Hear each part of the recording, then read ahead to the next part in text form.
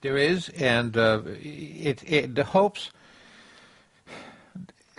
Our major hurdle right now is the majority of our people don't know, are unaware of a few things. First, that the tragedy that fell on Circassians and the extent of that tragedy, and the percentages and the numbers of people who were massacred, killed, and genocided, and also the effect of the Russians and our people in motherland in a negative way, and also their negative effect on controlling our diaspora people also. As our people becoming aware of these facts, now there is the awakening among young Circassians to counter this by building a peaceful, secular activities among each other, communicating throughout the world as young people and older people to form a counterbalance movement, if you will, in order to keep and protect and advance and progress the cause of Circassians and their nation in the future, in the near and the far future. There are a lot of organizations are forming. We are also planning, and we do intend to create something of a sort that can create eventually the structure and the organization of Circassians to be able to deliver their aspirations as Circassians in the future.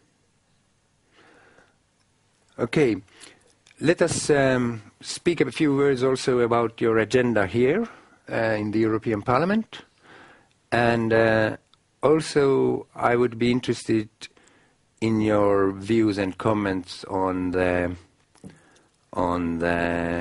event coming up supposedly in Sochi and called Winter Olympics.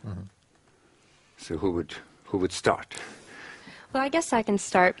In 2007, when the IOC was deciding on what the location was going to be, and Sochi was brought up, a group of Circassians from all over the world joined together and sent the IOC a letter and let them know that the historical evidence of this land, as well as our disappointment in choosing this location.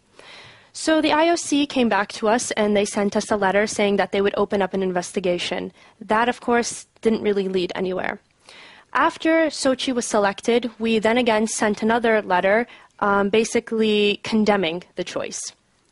From that point, we decided to form a committee called the No Sochi 2014 Committee, and the committee is actually formed from 30 different organizations from all over the world that have come together and have banded under this slogan of, no Winter Olympics on the bones of our ancestors. And so we've been working very hard together to try to build this awareness around all of the different atrocities that are going on in Sochi. To begin with, of course, the genocide that happened to our people, to build an awareness to let people know that you are going to a place where people were massacred, where the majority of our population was exiled out. And so leading to the day that we are in today, there are no actual indigenous rights allotted to the people of Sochi, which are the Circassians, right? So that's one aspect that we're trying to focus on. Another aspect is building an awareness around the environmental damage that's happening right now in Sochi. Sochi is a UNESCO World Heritage Site. There are many national parks in Sochi, and Krasnaya Polania, which is dubbed the Red Hill, is actually the location of the Olympics itself, and that is located within the UNESCO World Heritage. There have been multiple different effects to the environment that have happened in the past, I would say, year or 2 years. Things that are irreversible.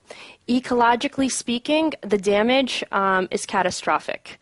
There are certain plant species and animal species that will become completely extinct.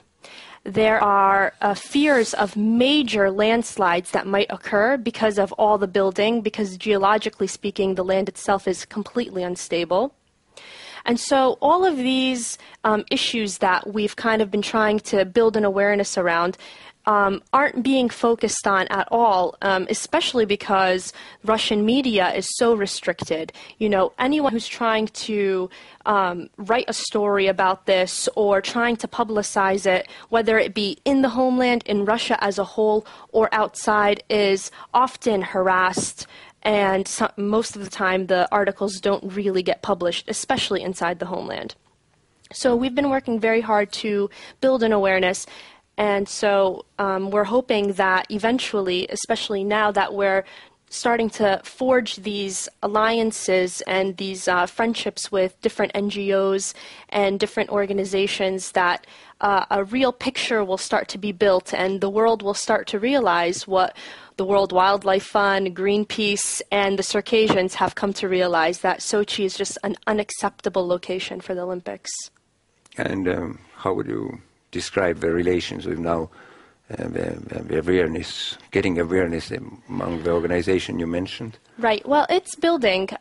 In February of this year, a group of Circassians went to the Vancouver Olympics and they staged a protest in front of the Russian-sponsored Sochi House, and it was very successful. We were able to use that as a jumping-off point to be published in major periodicals such as The Economist, Foreign Affairs, the New York Times, as well as, I believe,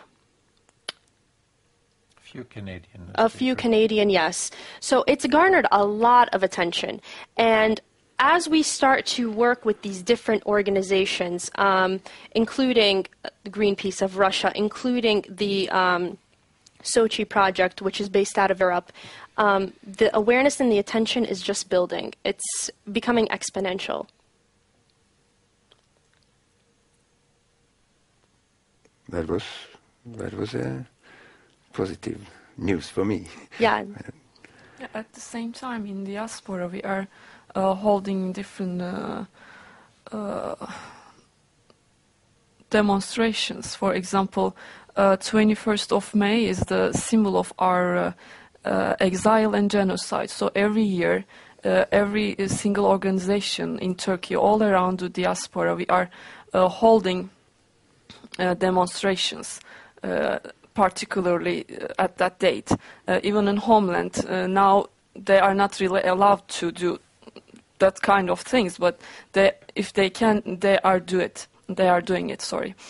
For example, last 21st of May, in front of United Nations, in front of Russian embassies in New York and in Istanbul and in Antalya, we held demonstrations. In Istanbul, we were very crowded, thousands of people, Circassians. We came together and we said, no Sochi Olympics on the genocide lands. So the diaspora are very against, and from homeland we are gaining lots of support, but hiddenly. They cannot say it openly, but they want us to speak because their voice. I can summarize it like that. I would add that we had also in Israel and in Germany, the same day, the same event with the same slogans, and also in front of Russian consulates. And just to make them aware, to bring them to the point, to stop this ignorance eventually. Because whatever we're trying to say is faced by complete, total ignorance. Like, they don't want to open the subject. They don't want to discuss it. And that's supposed to be stopped. And we have to start to talk about that. There were also other demonstrations in different cities, in Vienna and in different cities of Europe, also different cities of the world, demonstrations at the same time conducted by brothers and friends from other Caucasus nations in support of our opposition to the Sochi Olympics and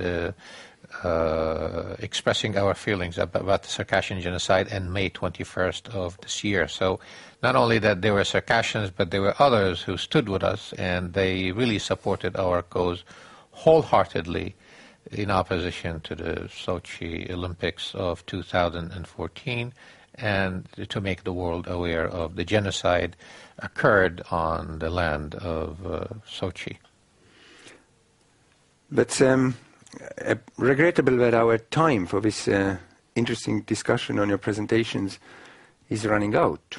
But I have a quick last question to all of you. So how would you describe who really has the keys for improving the situation in Circassia, and what could be perhaps the role of Europe, members of European Parliament and as a Parliament as a whole in assisting to use these keys? I would say mainly the key is in the hand of Circassians, of course, as a people. It's their destiny, it's their people, and it's our will and how dedicated we are to continue preserving our culture, our identity, and further build our nation in the future. However, the one who is going to make things happen, of course, is the modern world and the free world, who, once they understand our plight, once they understand our tragedy, and they see the just in our future aspirations, they will be the one who will make things happen for us. Yeah, absolutely. That's why we are here. Do you agree all on that? I definitely agree. I also think that collaborating with different NGOs is going to help us very much in garnering a lot of attention, especially towards the Sochi problem, because obviously that's in 3 years from now. So trying to build as much momentum around that and trying to get the word out as to what the situation is. Well, thank you very much for this informative and for me very useful presentation. Let's hope the best and work hard in order to get it. And if you allow, I will stay in touch with you. Yes. Sure. Thank Thank you for having us. Thank you. Yes, thank you very It's a much. pleasure. Thank you.